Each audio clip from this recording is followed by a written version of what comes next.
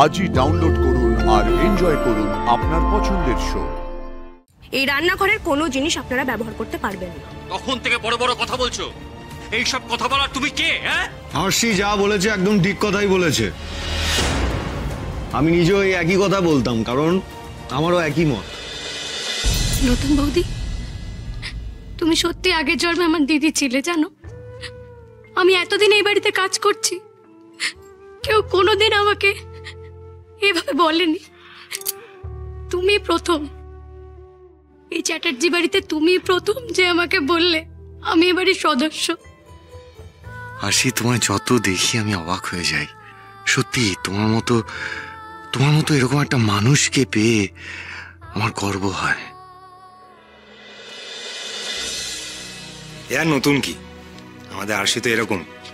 হ্যাঁ রে, আমি তো এর আগে বহুবার শুনেছি বহু লোকের মুখে যে আরশি নিশ্চয়ই আগের জন্মে আমার তমুক ছিল, তাই জন্য আমার পাশে এসে দাঁড়িয়েছে। সেই টাকি থেকে শুনে আসছি। আমার আরশি দিদি তো এমন উদার মনেরই মেয়ে, ও যেখানে থাকে সেখানে অন্ধকার প্রবেশ করতে পারে না। এরা বাড়িতে অন্ধকার ঢোকাতে চেয়েছিল, পারেনি। আমার আরশি দিদি লক্ষ্মী, সেই সব করেছে।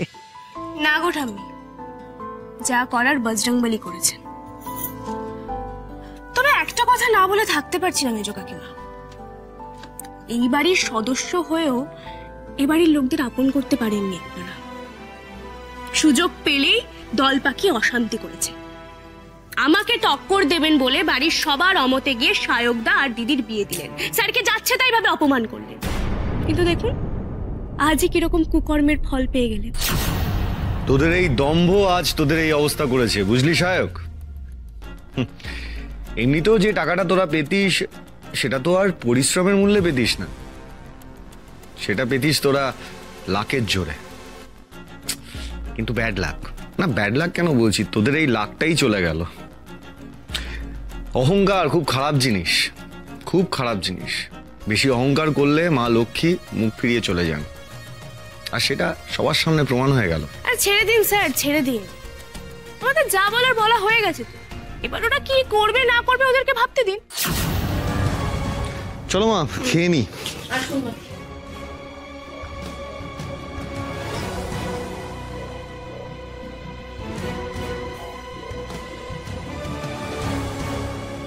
এবার কি করবো আমরা?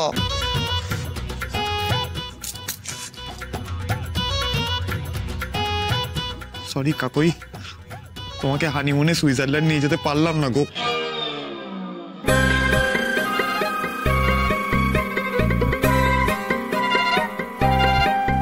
কেন যে মরতে পকেটে রেখেছিলাম, কেন যে মরতে পকেটে রেখেছিলাম। কুনজর, সত্যদের কুনজর আমাদের ভালো সহ্য করতে পারে না তো। হ্যাঁ একদম ঠিক কথা বলেছো, আমাদের কপালটাই খারাপ।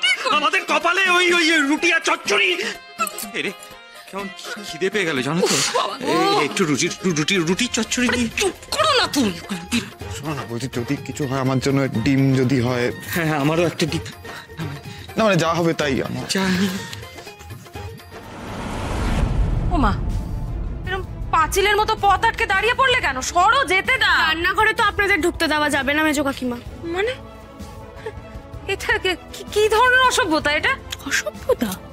আচ্ছা একবার মনে করে দেখুন তো, কাল হাড়ি আলাদা করার সময় আপনারা ঠিক কি কি কথা বলেছিলেন? বলু, তোকে একটা কথা বলি, ওই তোদের হাঁড়ি তোদের, আমাদের হাঁড়ি আমাদের। আমাদের খাবারে কিন্তু কেউ ভাগ বসালে চলবে না। হ্যাঁ, মনে পড়লো কাকিমা, কাল তো খুব টাকার গরম দেখিয়ে কথাগুলো বলে দিয়েছিলেন। আমি আজ সেই কথাই বহাল রাখলাম। এই রান্নাঘর আপনাদের জন্য নয়, হাড়ি আলাদা হয়ে গেছে। আপনাদের নিজেদের ভাগের খাবার নিজেদের জোগাড় করতে হবে। দেখে নিন কিভাবে কি টাকা জোগাড় করবেন, খাবার জোগাড় করবেন, দেখে নিন। কিন্তু স্যার আপনাদের খরচ বইতে পারবেন না, বুঝেছেন?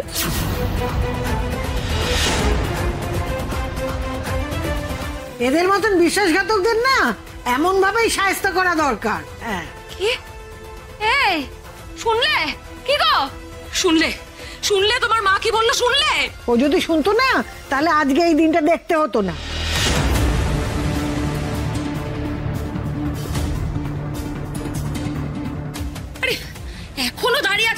সরছিস সামনে থেকে? আমি তো বললাম সরবো না। এই রান্নাঘরের কোনো জিনিস আপনারা ব্যবহার করতে পারবেন না। কখন থেকে বড় বড় কথা বলছো? এইসব কথা বলার তুমি কে? হ্যাঁ, আরশি যা বলেছে একদম ঠিক কথাই বলেছে। আমি নিজেও এই একই কথা বলতাম, কারণ আমারও একই মত। কিন্তু তোমাদের সাথে কথা বলতে না আমার রুচিতে বাড়ছে, তাই আমি কথা বাড়াইনি।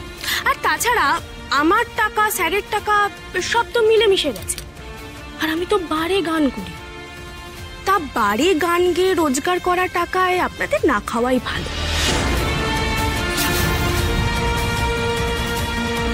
ও দিদি শুনছো এই মেয়েটা কিরকম অসভ্যের মতো কথা বলছে আমাদের সাথে?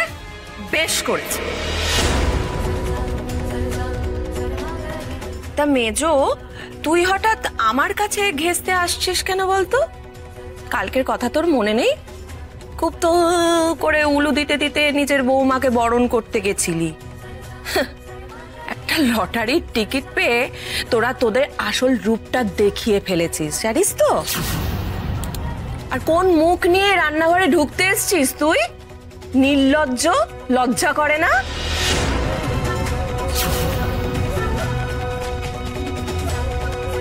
বজরংবলী, আজ এসব কি হচ্ছে? কাকিমা আমাকে সাপোর্ট করে কথা বললো। একটা বউ এসে না সংসারটাকে বেঁধে রাখে, আর তুমি সেই সংসারটাকে খান খান করে ভেঙে দিলে আরশি। মেজ বৌমা, কোনটা সংসার ভাঙা আর কোনটা সংসারকে বেঁধে রাখা সেটা যদি তুমি বুঝতে না, তাহলে এমন কথা বলতে না। আরশি দিদি সংসার ভাঙেনি, ও যে কুকুর তাকে তেমন মুগুরি দেখাচ্ছে, বুঝেছ? আর একা তো আরশি দিদি সংসার বেঁধে রাখবে না, বেঁধে রাখার দায়িত্ব সকলের। তোমরা বড় এসেছো সংসার বেঁধে রাখতে, যত সব বড় বড় কথা। আর মেজো কাকিমা, আমি ওই ধরনের বৌমা নই যে বাড়ির লোকের দোষ দেখেও চুপ করে সহ্য করব। যার টাকায় সংসার চলছে আমি তার অপমান নিজেও সহ্য করব না, আর তাকেও সহ্য করতে দেব না।